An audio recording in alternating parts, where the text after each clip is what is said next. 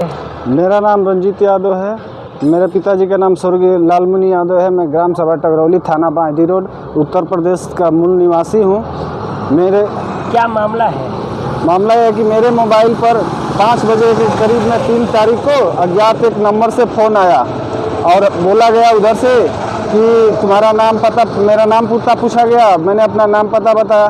उसके बाद बोल रहा है कि मैं क्राइम ब्रांच लखनऊ से एसीपी बोल रहा हूँ। मैंने बोला क्या बात है सर? तो बोल रहा था कि ऐसा है कि तुमने सरकारी वेबसाइट जो है कि एक जो गलत तरीके से खोले हो और उसके संदर्भ में तुम्हारे ऊपर माननीय मुख्यमंत्री योगी आदित्यनाथ जी के कार्यालय से एक तुम्हारे नाम से FIR आया है डायरेक्ट लखनऊ क्राइम ब्रांच में। मैंने डर गया कि सर, मैंने पूछने लगा सर मेरा अपराध क्या है, वो मैंने कौन सा वेबसाइट खोला है। तो वो डांट रहा था, बोल रहा था कि ऐसा है कि एक ACP से बात करने के लिए तुम्हारे तमीज़ नहीं है और हमको डांट करके जब भी हम सवाल कर रहे थे हमको डांट दे रहा था। सर हम डर गए थे, गरीब आदमी, हम क्या करें, हम पढ़े लिखे भी नहीं हैं, 5 तक पढ़े लिखे ही हैं, तो इसीलिए हमको समझ में नहीं आ रहा था। जब मैंने फ़ोन काटना चाहा तो बोल रहा था कि फ़ोन काट के और स्विच ऑफ किया तो ऐसा है कि उससे तुम्हारा जान नहीं बचेगा। फिर मैंने पूछा कि सर इसका सलूशन क्या हो सकता है सर? तो बोल रहा है ना, पहले बोला कि 12,800 रुपया डालो।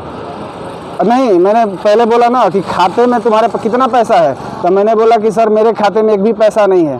तो उसने कहा कि ठीक है अभी तुम्हारा अकाउंट चेक करा रहे हैं और एक पैसा भी निकल गया तो और एक जो है कि जुर्माना तुम पे बढ़ा करके हम FIR कर देंगे।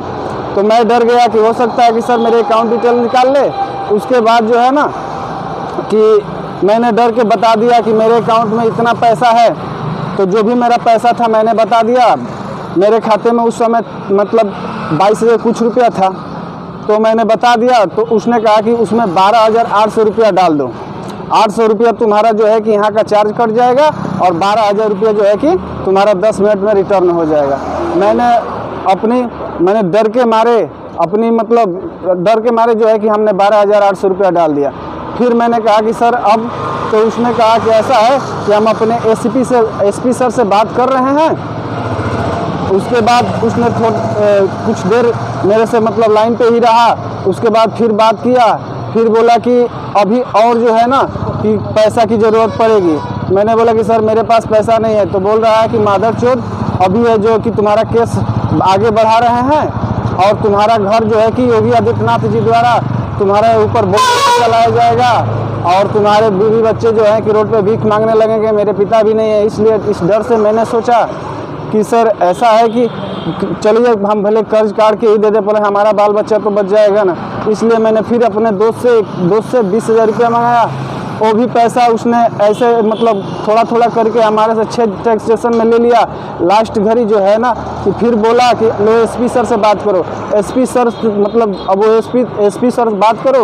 तो मैंने किसी अज्ञात आदमी को दे दिया। मैंने बात किया। उसने कहा कि ऐसा है कि ठीक है केस IG और DIG के तरफ से ख़त्म होगी, उसके लिए जो है कि मतलब तुम्हारा जो है कि और पैसा लग सकता है। मैंने बोला पूछा कितना सर?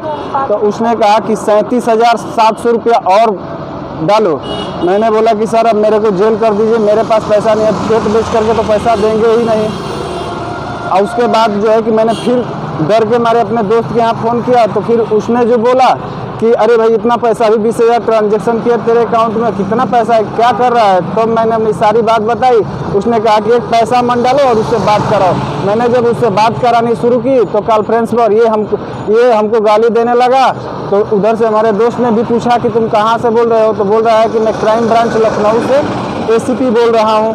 तो इसने कहा कि ठीक है हम भी बात कर रहे हैं। तब तक वो फ़ोन काट दिया और उसके बाद मोबाइल स्विच ऑफ कर दिया। अभी आप कहाँ हैं? अभी हम आए हैं थाने पर एप्लीकेशन दें FIR करने। तो कितना पैसा आपका गायब हुआ है? 42,000 रुपया 5 ट्रांजेक्शन के द्वारा किया गया है। तो कैसे आवाज़ उधर से आ रही थी? एक पुलिस की तरह ही एकदम सेम आवाज़ आ रही थी और पुलिस की तरह ही सायरन बजाया जा रहा था।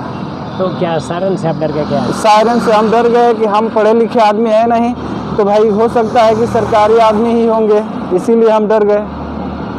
अभी आपकी मांग क्या है? मांग यही है कि ऐसे धोखाधड़ी को रोका जाए सरकार से और माननीय मुख्यमंत्री योगी आदित्यनाथ जी से इतना ही रिक्वेस्ट है कि हम गरीब आदमी, कम पढ़े लिखे आदमी अगर ऐसे स्कैम के शिकार होते रहेंगे तो हमारे बाल बच्चे रोड पे आ जाएंगे और हम आत्महत्या करने के कगार पे आ जाएंगे। आप क्या करते हैं?